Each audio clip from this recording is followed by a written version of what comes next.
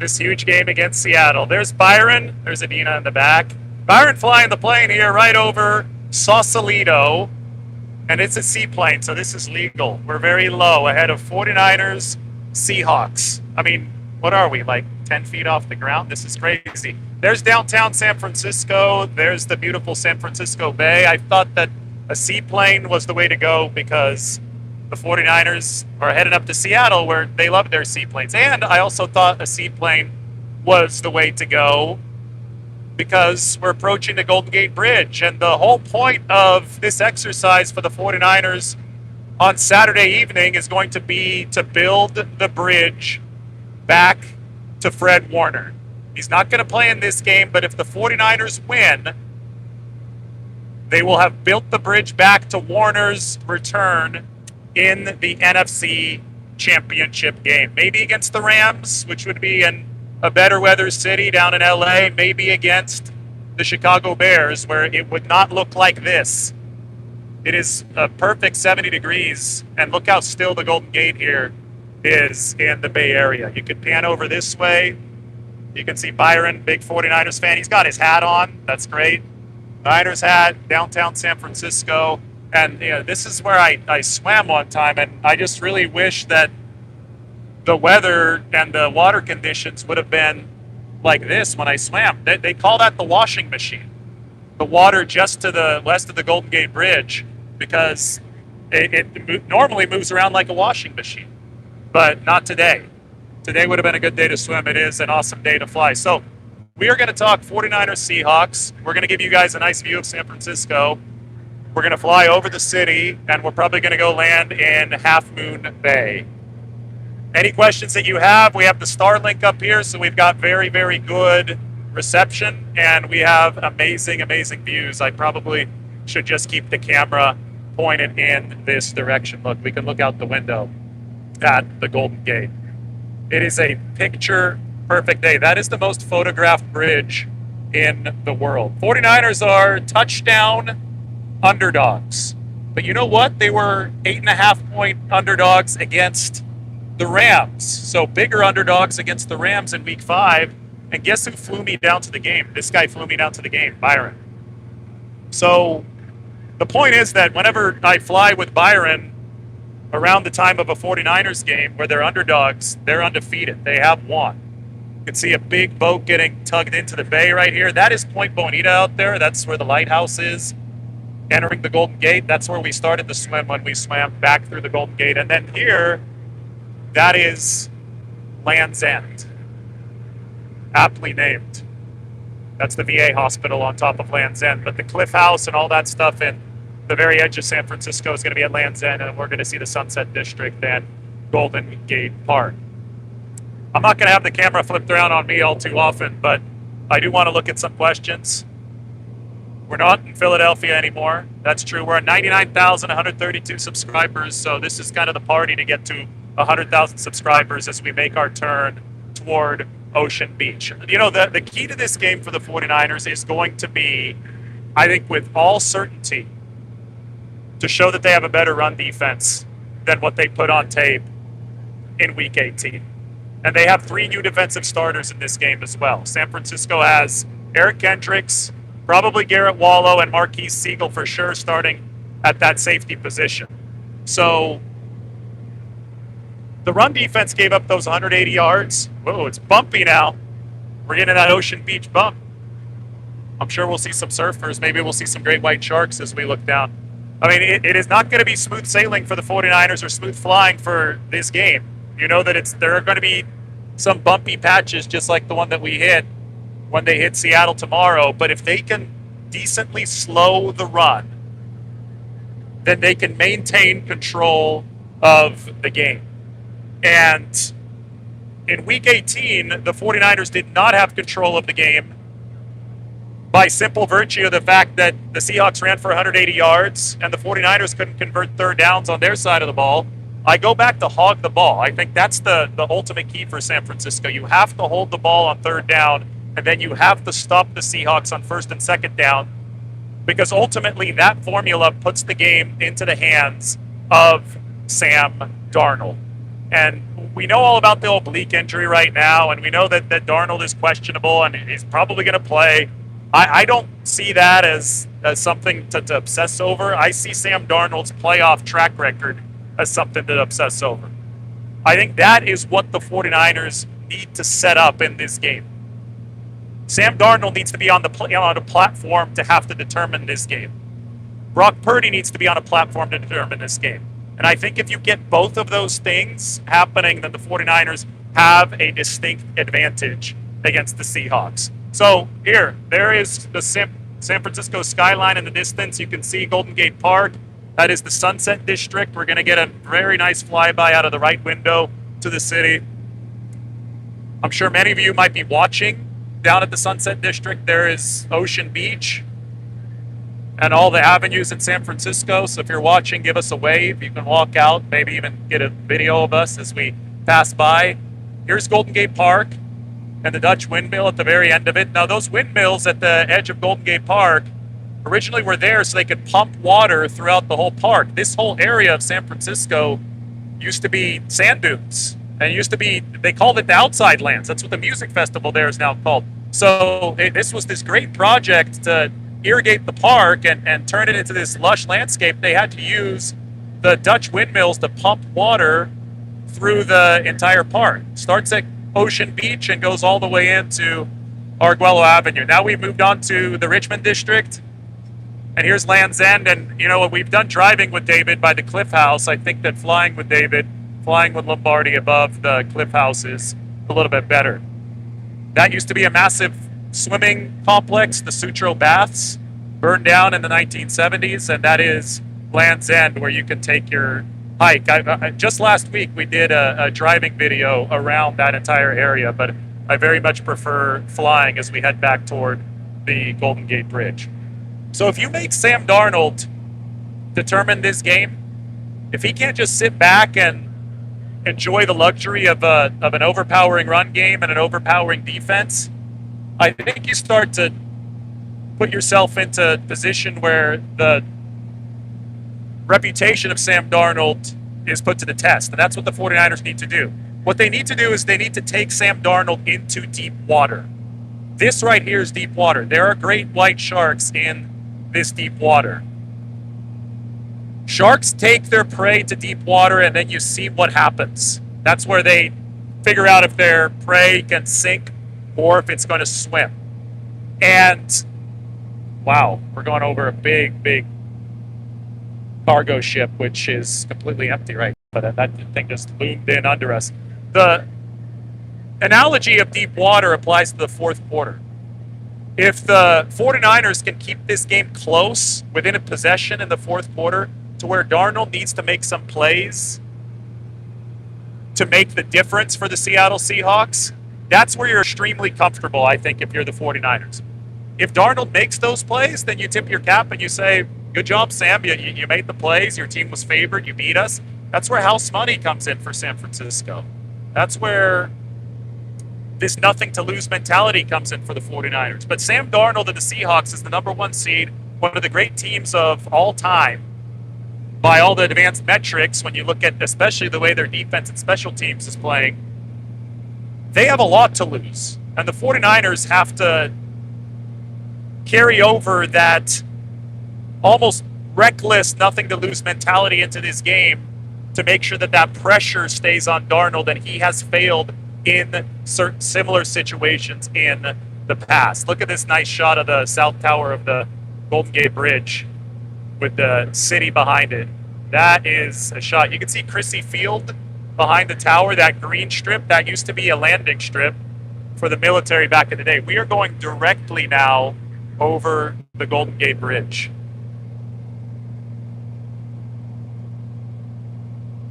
Right over the bridge. Look, not a lot of traffic, 3 lanes in each direction on the Golden Gate. And it's not the potato patch and the washing machine today. Now, the washing machine and the potato patch are very similar things. They called it the potato patch at that part of the bay because back in the day when ships coming in with potatoes on them were coming through, it was so violent, the water, it was like a washing machine, that the potatoes would fly overboard.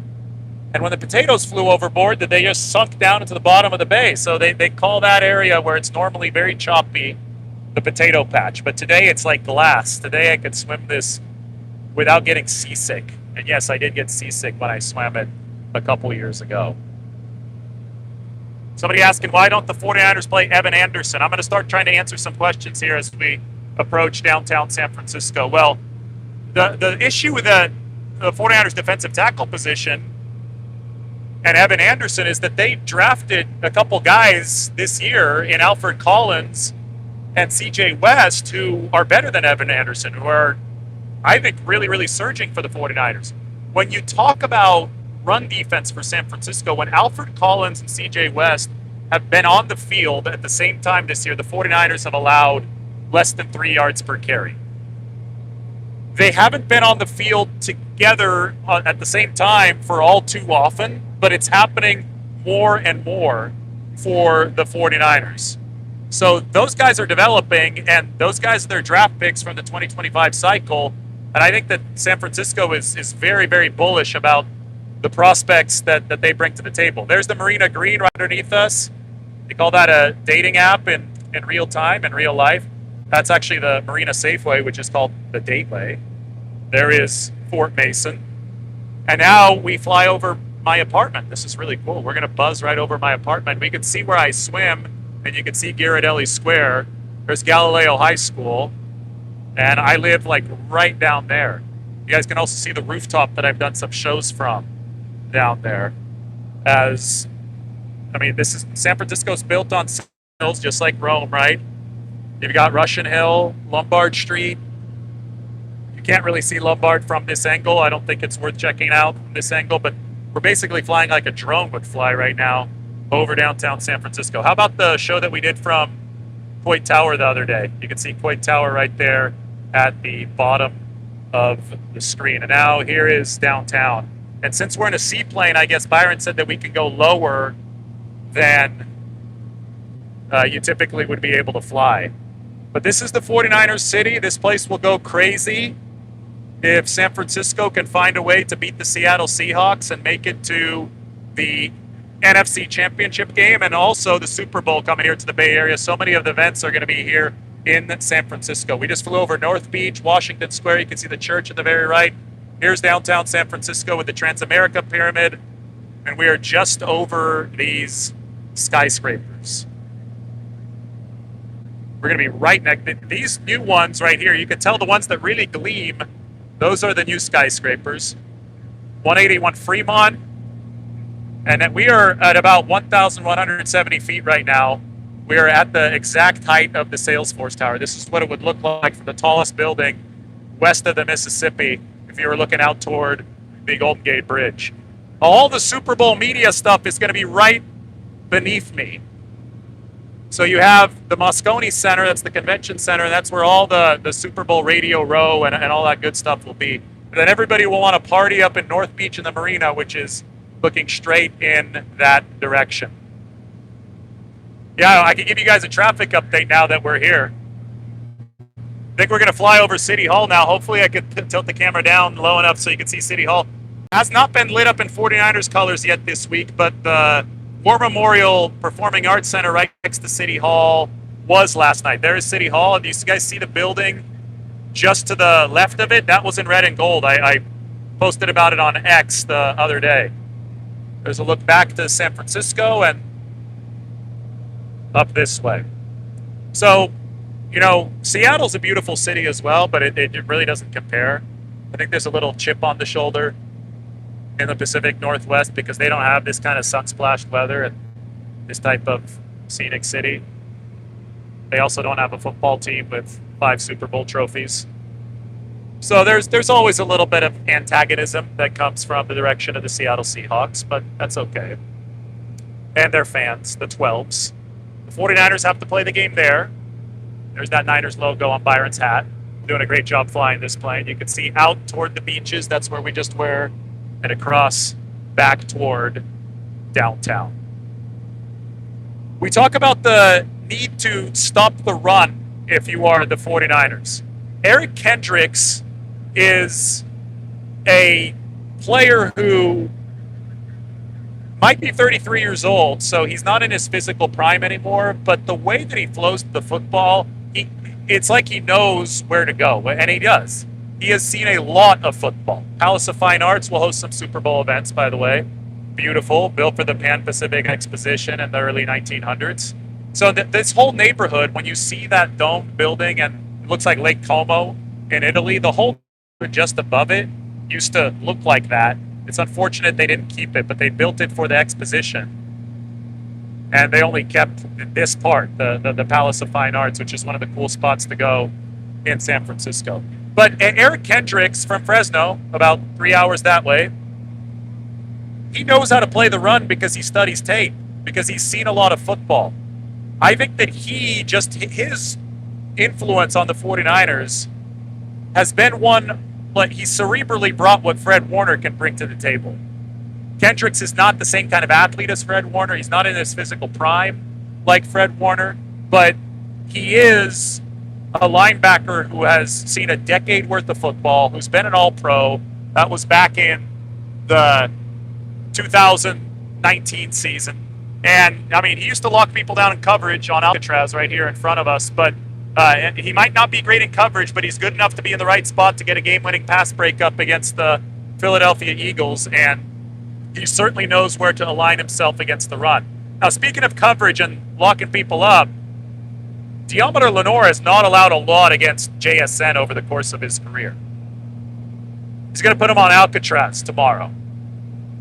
It's only a handful of catches from JSN against Diomedar Lenoir, and the media, I don't know if Troy Aikman said something about it the other day, but the media made a big deal about, Lenoir got cooked by JSN. That actually didn't happen in this previous game. And what was really interesting to me is that Lenoir actually played on both sides, left cornerback and right cornerback, and even for the first time in his career in Philadelphia. And because of that, this is the coolest shot I've ever gotten of Alcatraz, by the way, the former federal prison. Take a look at that. I mean, back when Alcatraz was open, I'm sure what we're doing right now would have been illegal because we could have been helping somebody escape. But Lenoir played on both sides against Philly, and he said it was because they wanted to confuse Sam Darnold, confuse Jalen Hurts, because he was more comfortable throwing to one side than he was to the other. I do wonder if the 49ers were preparing for using that strategy later in these playoffs. Maybe they see something with Sam Darnold throwing to one side over the other. Maybe they notice some splits as far as where JSN runs his routes to where Diomedar Lenoir lining up on both sides can be effective. I don't think that the 49ers abandoned the zone coverage philosophies that they've subscribed to completely and just have Diomedar Lenoir trail JSN. But I do think that you may see more matchups between him and the Seahawks' top receiver. It's too bad that Candlestick doesn't exist anymore. We could fly over Candlestick Park. Instead, we're making a loop back around Angel Island. You guys just saw the city. This, by the way, that's a treasure island. You can see that Yerba Buena Island is the one where the Bay Bridge cuts through. That's a little bit taller, looks more natural. That one is a natural island that was there since the beginning of time. The lower one is man-made by the Navy, no longer owned by the Navy. It's part of the city of San Francisco now. That is called Treasure Island. We've done some stuff. I think that the Gold Bar Whiskey Distillery, they're big 49ers guys with Joe Montana sponsoring them. I think he's an investor. They're on Treasure Island. But now we go to Angel Island. This one has a lot of history. I've always wanted to hike to the very top of Angel Island. The top point right there is 1,000 feet above sea level. So you get the view of a skyscraper basically in the middle of the bay. But Angel Island has so much history. It used to be a missile launching site during the Cold War. And it also is known as the Ellis Island of the West. It would be the immigration processing center for people coming over across the Pacific Ocean. So they still have all these facilities on the island itself that has a century of history packed into it in just a crazy way. Those of you who are on the East Bay, you can give us a wave. We're looking at Richmond. We're looking at Berkeley. We're looking back at Oakland right now. And somebody said they've been whale watching on the bay. I'm looking down at the bay and I don't see any whales, but I have seen whales when I've swam in the bay, which is really cool. Now we can go around, I think this is Tiburon, Belvedere, Sausalito, all that good stuff. Yeah, we got some waves from Oakland. I like that. So we've talked about stopping the Seahawks run game. We have talked about the 49ers putting this game into deep water, dragging Sam Darnold into deep water with the Sharks, and then letting the 49ers eat at that point. I mean, you've been so good as the 49ers in deep water situations this year. If you talk about the Rams in week 5, the Seahawks in week 1, they got Sam Darnold when they dragged him into deep water that week. Just do it again. Do it again. You will trust your ability, if you're the 49ers, to come through in the clutch, period. Because you've come through in the clutch so many times. You know, I was in the locker room in Philadelphia. Shout out to everybody in Tiburon right now. There's some nice houses in Tiburon that we're flying over. Now we can go over the Belvedere Lagoon. I've swam in this water before. It's a lot warmer than the bay. But I was in that locker room in Philadelphia, and what really struck me, and I've written about this and I've talked about this, was the sense of calm that the 49ers broadcast during the final drive where the Eagles had the football. So they dragged the Eagles to deep water, right? And the normal reaction in that situation when your season is on the line, if you're any team and you're playing defense and a touchdown beats you and sends you home, the normal reaction in that type of situation, I think, is to just be nervous, have your heart in your throat. And I'm sure a lot of 49ers fans felt that way. But they didn't feel that way on the 49ers sideline. There was this odd sense of calm on the 49ers sideline that they were going to win the game, that they were going to get the job done. And that sense of calm has been born in the adversity that the 49ers have overcome this year, not just through all the injuries, which has been unprecedented, historic, whatever you want to call it. We're going back through Sausalito again. But also in the fact that they have overcome so many crazy late game situations and have come out on top. This is the Sausalito ferry terminal. I'm sure some of you have been on this ferry. Maybe some of you are on that ferry right now. It comes in from San Francisco. Great French spot called Suzette's right there on the waterfront in Sausalito. See a cop car, and you pan this way, and you can see Byron flying us. I think we're going to Half Moon Bay for some nice lunch right now. But this sense of calm that the 49ers were able to have on that sideline in Philadelphia was a product of what they've been through over the course of this season. So if you can take Sam Darnold and the Seahawks into the same kind of deep water, even if you're not a better team on paper, even if the Seahawks are better on paper, then I think that same sense of calm that we saw in Philadelphia down the stretch will show up for the 49ers in Seattle. I mean, it was already there in week 1, but they had Nick Bosa and Fred Warner playing for them in week 1, right? Now they've got to build that bridge back to Fred Warner. That's why I framed this around the Golden Gate Bridge. That's why I had Byron circle around this thing a couple of times. The most photographed bridge in the world, the most beautiful bridge in the world. Well, the 49ers would build a beautiful bridge of their own if they're able to somehow miraculously build the remainder of the bridge back to Warner, get him back for the NFC Championship game. But they have to beat Seattle in order to do that. And it's such a fitting metaphor because to build the bridge to Fred Warner, you have to take Sam Darnold to deep water. You have to take him to that washing machine, to the potato patch out in the Golden Gate. And if that happens, then I think that you've got a very, very good chance of flying back to the Bay Area happy as the 49ers. The city would go crazy, and San Francisco would have that berth at the NFC title game. You know, I'm going to answer now. I'm going to look at the screen a little bit. It's easier for me to look at the screen when the camera is facing this way. We have somebody saying, Darnold chokes. He isn't clutch. It's that time. The stars are aligning. It is amazing how different the 49ers team is from last week, right? The San Francisco, or just two weeks ago, I guess. Philadelphia, they had the better defense in place. They held the most expensive offense in NFL history to 4.3 yards per play. The week before, they couldn't stop a 3rd and 17 on the ground against the Seahawks, but now they do have Eric Kendricks.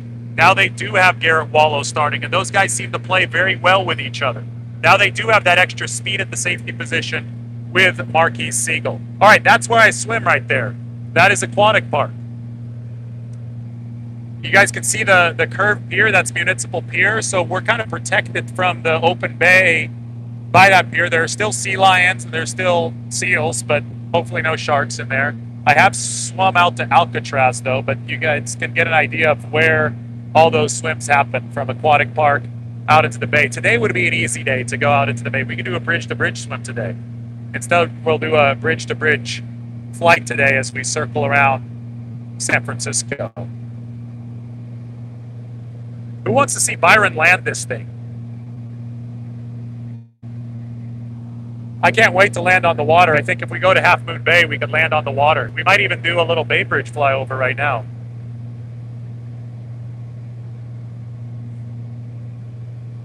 The 49ers also did not have Trent Williams the last time they played the Seahawks. This is what's remarkable to me.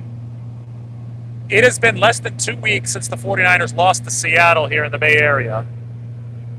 And the 49ers have added 5 starters to their lineup.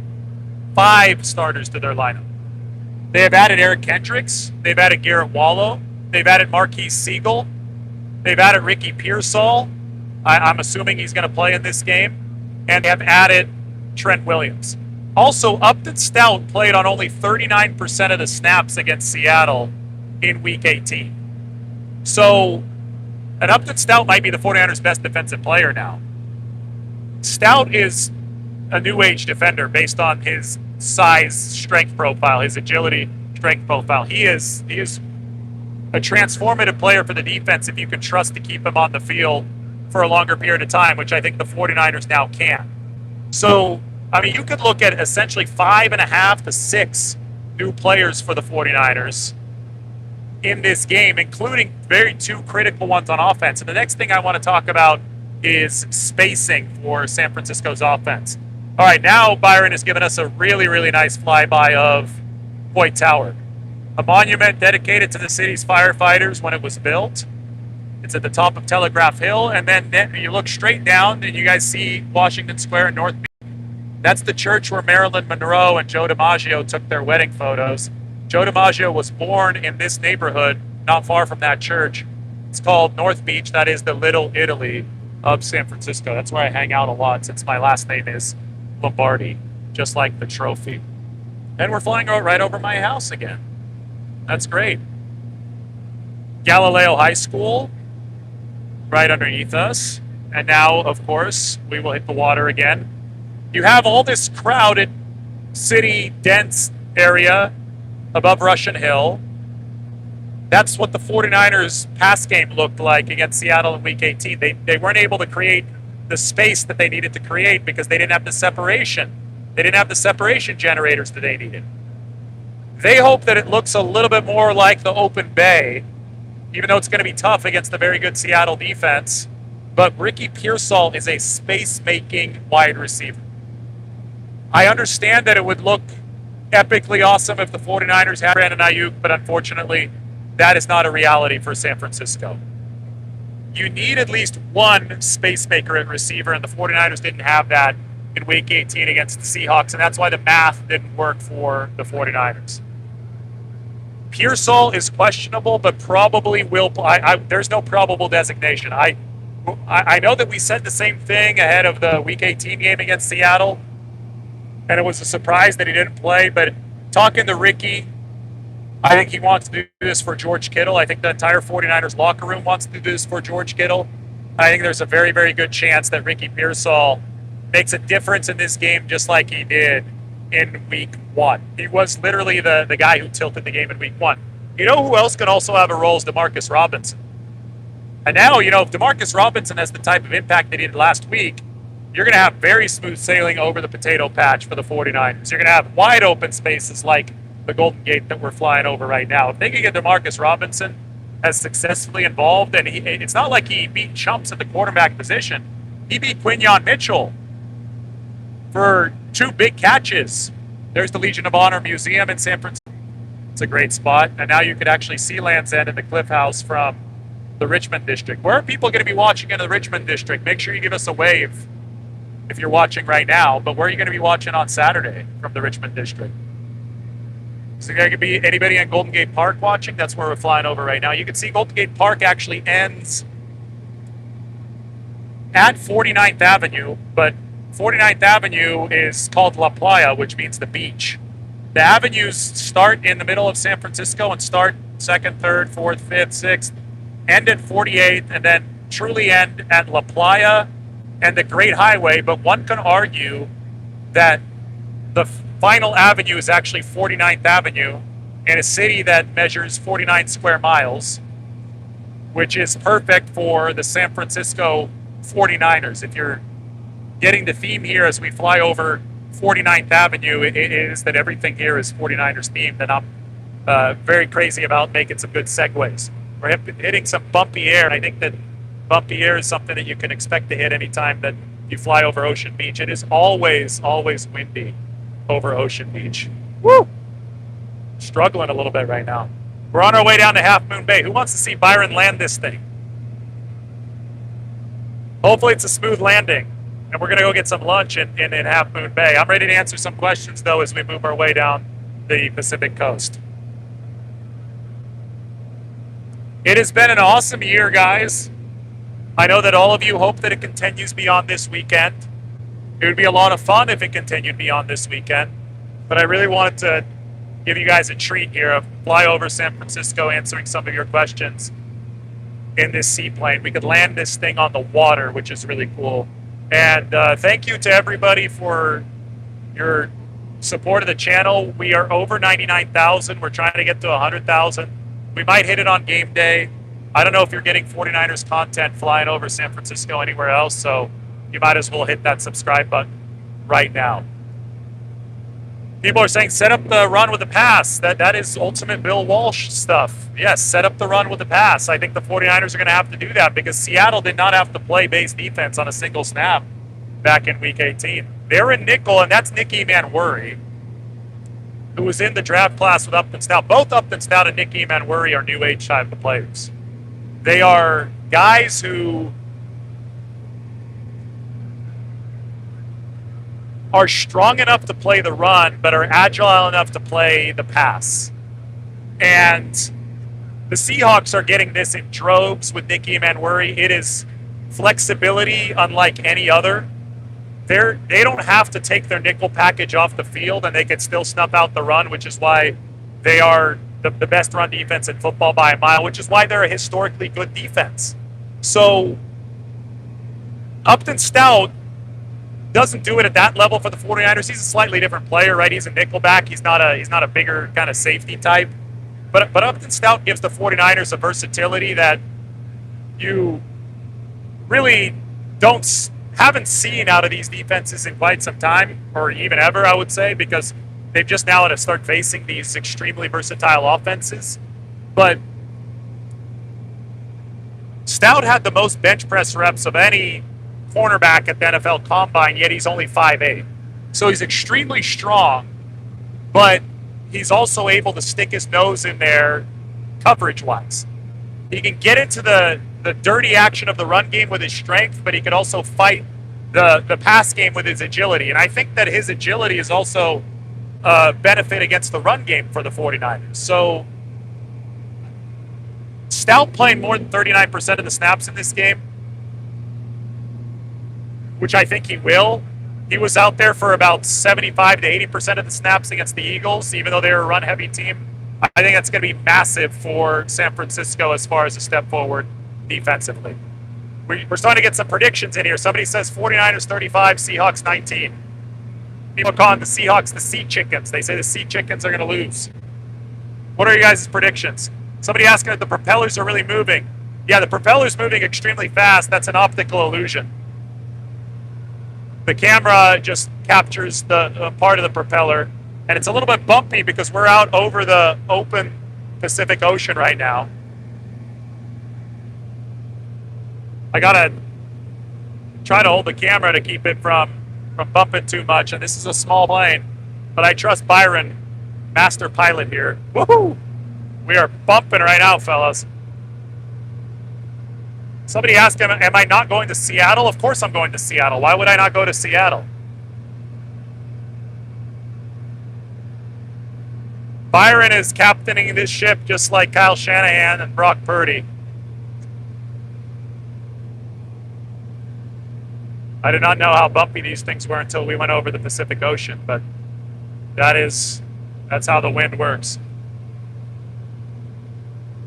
Somebody's saying this is the biggest game in Seahawks-Niners history. That is not true. This is not the biggest game in Seahawks-Niners history. The biggest game in Seahawks-49ers history happened in January of 2014. It was the NFC Championship game between the 49ers and the Seahawks. You might have tried to erase that from your memory, but that one was bigger than this one. This is a huge game. It's the playoffs, but we also have to have some perspective on this game. That's why I like taking you guys up live in a plane. And that perspective comes from the fact that the 49ers are in year one of a roster reset. The 49ers are playing with house money. The very biggest games are the ones that you would be absolutely devastated to lose. The 49ers playing the Seahawks in that 2013 season, that was devastation when they lost. That essentially spelled the end of the Jim Harbaugh era for the 49ers. That was, it was an ugly, brutal, devastating, gut punch, murderous loss for San Francisco. This one would just be the turning of the page to a 2026 season where the 49ers, I think, are going to have a much better chance to win the Super Bowl. Now, that's the definition of house money, right? There's no lose for San Francisco entering this game on Saturday. That's what makes it so fun. That's why they're trying to drag Sam Darnold into deep water. The deep water of the Pacific Ocean with the great white sharks. Maybe Upton Stout earns the name of and the designation of shark in this game. Maybe they send him on a few blitzes. But I think that the 49ers are in an enviable position here. They have earned it because they fought through so much adversity, right? They have fought through the adversity to take themselves into a house money situation against the Seattle Seahawks where all the pressure is on Seattle. None of it is on San Francisco. I think that's really, really cool. So we're approaching Half Moon Bay here. I'm not really sure where we're going to land in Half Moon Bay. We're going to make a circle around. Yeah, here's Byron telling us he's going to make a circle around. He is flying the hell out of this plane. This is awesome. That is the Rocky Pacific Coast. We got Antelope, San Francisco Fire Department, Station 13. Shout out to Station 13. I saw that you guys took a great photo with Jerry Rice. We will stop by. If the 49ers can win, we're going to stop by and do something with Station 13 next week. Those are the guys with the Brock Purdy jersey right by the Transamerica Pyramid in downtown San Francisco. Hoping you guys are enjoying the content. Hit that subscribe button. Always have to remind you. Are any 49ers fans in this chat going to be in the game? Oh, boy. Woo! It is a roller coaster now. Thankfully, Byron has flown in the military. He's flown the 49ers. He's done a lot of cool stuff, so I trust him as a pilot. If I was flying this plane right now, it'd be over. I feel it's a metaphor for the game tomorrow, guys. I don't think it's going to be a smooth ride at all. I think that you guys are going to be nervous. I think I'm going to be nervous covering the game. My goodness.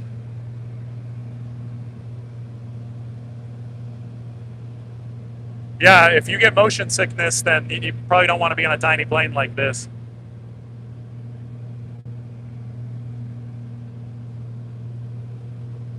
We got people who are going to be sitting above the Niners tunnel in section 113. Awesome. I'll try to get you guys on the pregame stream.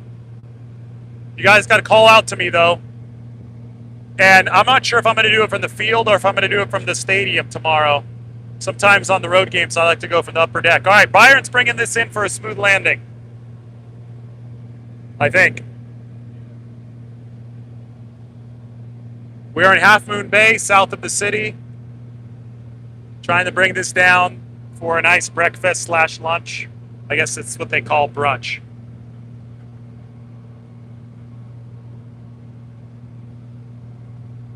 Okay, we're landing right there on that runway in Half Moon Bay.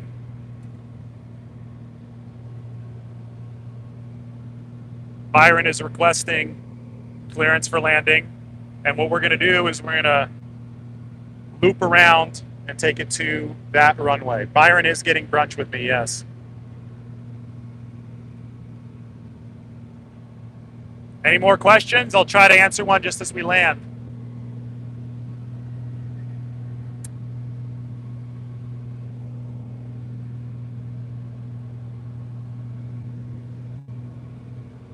If I could read the screen, we're bumping around a lot right now. Yeah, I'm feeding Byron for lunch. Byron needs to be fed. Byron's got to eat. Sam Darnold is questionable, but I think that it's more like probable. There just is no probable destination. Shout out to the Starlink, which is allowing us to do this live right now. And here's Byron bringing it in for landing. We are just over these houses in Half Moon Bay. Beautiful, beautiful day. No fog whatsoever. Here's the coast. The rocky Pacific coast. Yeah, Byron can fly me to the overseas game next year. All right, here we come. He's going to try to stick this landing. Pressure's on. We got a lot of 49ers fans watching. He's got his Niners hat on, too. Shout out to Byron. Here's the runway.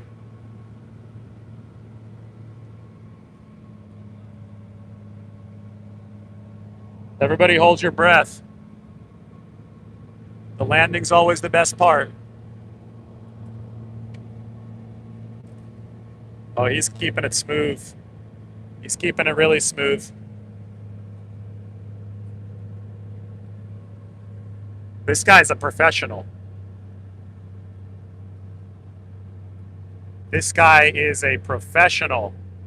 Oh my goodness.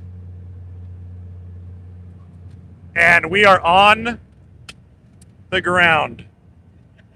Pulling the brake. He has made it. The GOAT pilot has made it. We got it here. Adina in the back saying, what's up? We're going to have Byron say a little bit here as soon as he pulls off the runway. I'm going to get the mic, though. You good right now? Oh, we're going to open the... Ooh, yeah, we needed the window a little bit. I'm trying to get this mic off of here. Oh, there it goes. All right, man. Good job. Bay traffic. Hey, guys. Shout out to everybody. Thanks for being on our flight today. It's always a pleasure to fly with David, and excited for the game on tomorrow, which we'll be flying up there as well. So go Niners. And if you want to fly, hit me up. Hell yeah, that's Byron. He's going to be sitting with you're down in the Niners section tomorrow, I'm sure. We flew down to the Rams game in week 5. And so when I fly with Byron down to a game or up to a game, then the 49ers have a perfect record, 1,000 winning percentage. Anyway, from the seaplane, signing off. Take care, guys. We'll see you tomorrow. Maybe see you later today. Bye.